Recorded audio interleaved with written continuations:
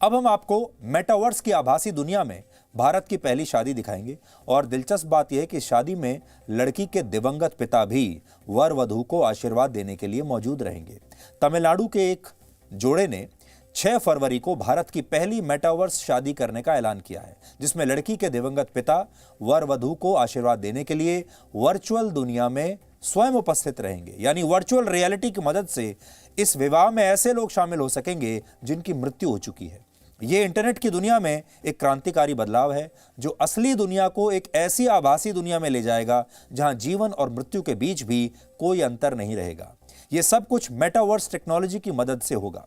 वैसे तो इसकी पूरी प्रक्रिया काफी जटिल है, लेकिन हम आपको सरल भाषा में आज समझाएंगे कि इस टेक्नोलॉजी में आखिर होता क्या है। इसे आप इंटरनेट का भविष्य या इंटरनेट का वर्जन 2.0 कह सकते हैं। इंटरनेट का ये नेक्स्ट लेवल है। सोचिए, फिलहाल इंटरनेट का इस्तेमाल करते हुए आपको क्या अनुभव होता है। आप या तो जब वेब पेजेस पर जाते हैं, आप ऑडियो वीडियो कंटेंट देखते हैं, ऑडियो सुनते हैं, वीडियो देखते हैं, या इंफॉर्मेशन को आप देख सकते हैं, पढ़ सकते हैं, सुन सकते हैं। लेकिन मेटावर्स टेक्नोलॉजी आपको एक नए एडवांस्ड स्टेज में लेकर जाएगी।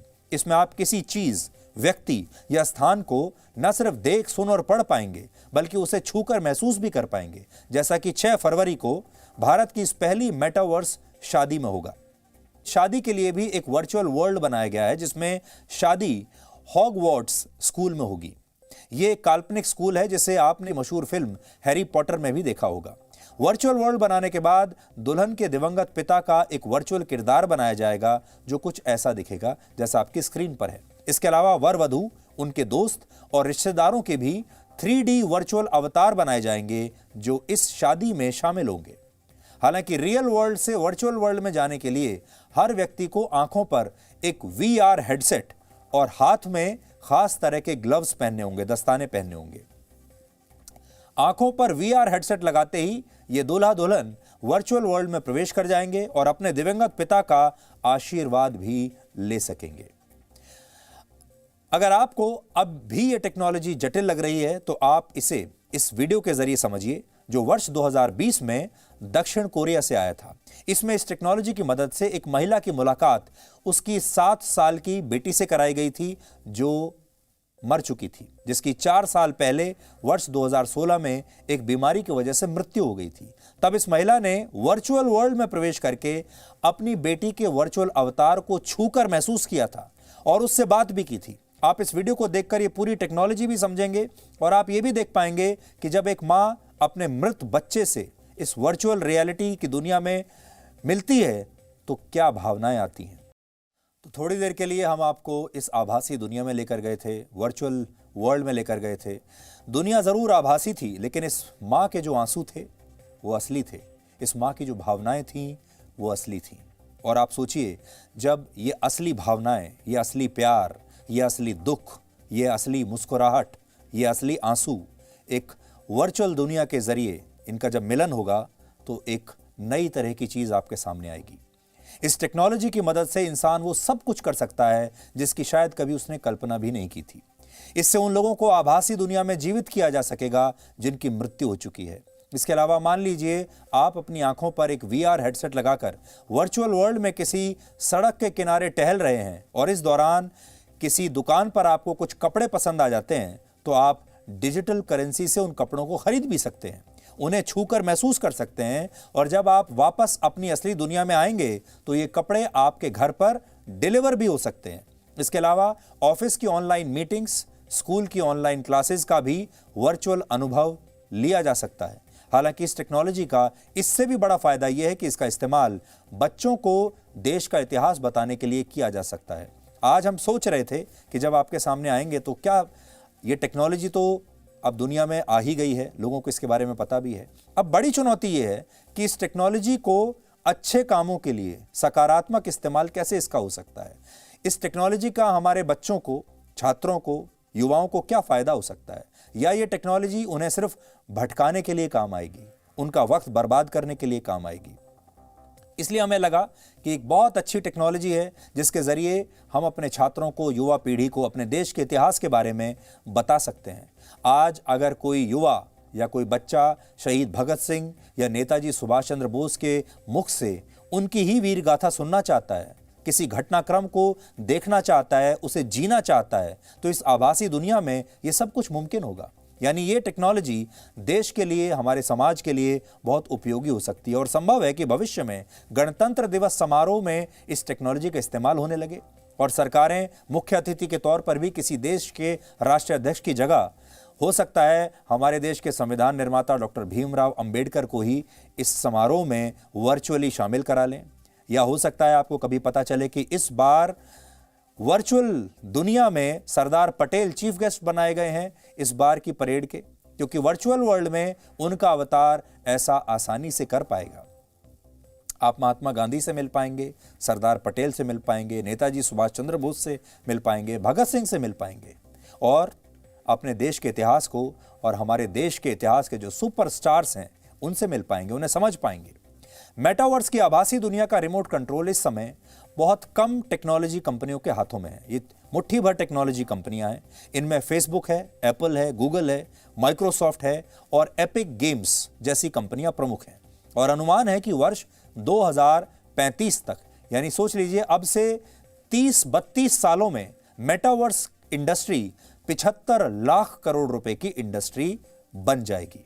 हालांकि जिस तरह से किसी भी टेक्नोलॉजी के बहुत सारे फायदे होते हैं, उसी तरह उसके नुकसान भी होते हैं। और इस टेक्नोलॉजी का नुकसान यह है कि भविष्य में दुनिया की बड़ी बड़ी टेक्नोलॉजी कंपनियां पूरी दुनिया पर हावी हो जाएंगी, क्योंकि वो अपनी एक ऐसी वर्चुअल दुनिया बना लेंगी जिसमें उनकी अपनी करेंसी चलेगी, उनके अपने शहर होंगे, उनके अपने देश होंगे और इन देशों को चलाने के नियम, इन देशों की चलाने वाली वर्चुअल सरकारें भी उनकी अपनी होंगी।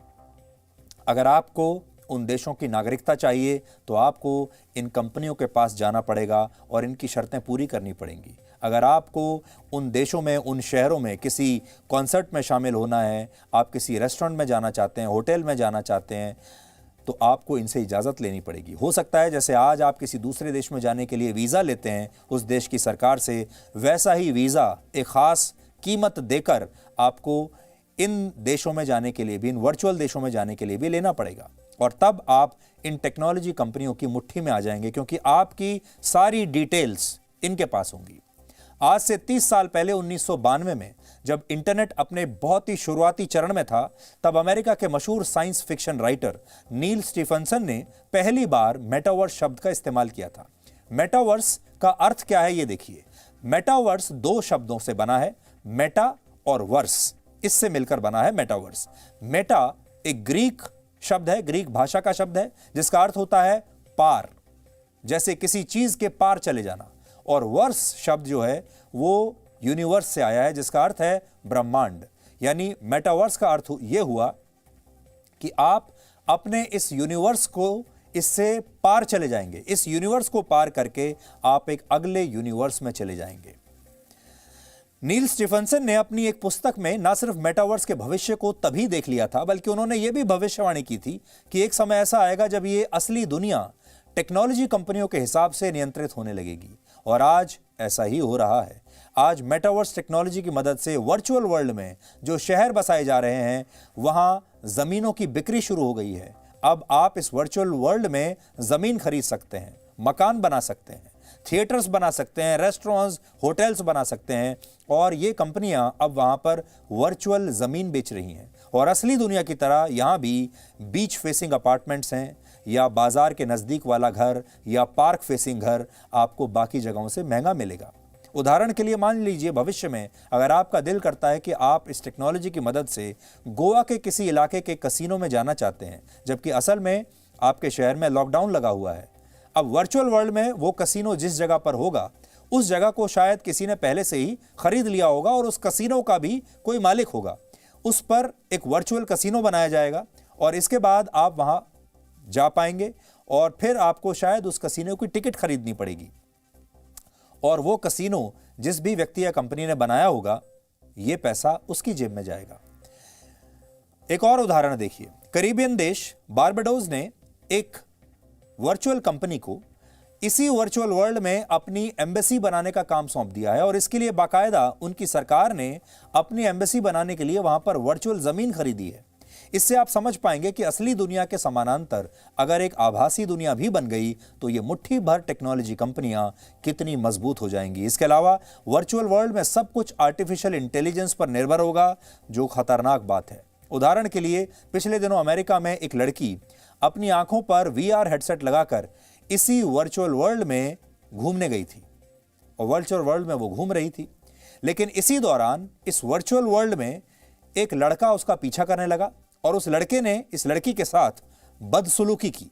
और जब ये लड़की उसे रोकती है, उसे रोकने की कोशिश करती है, तो उस लड़के ने कहा कि ये मेटावर्स की दुनिया है, यहां पर कुछ भी हो सकता है और आप यहां पर किसी भी चीज को रोक नहीं सकते।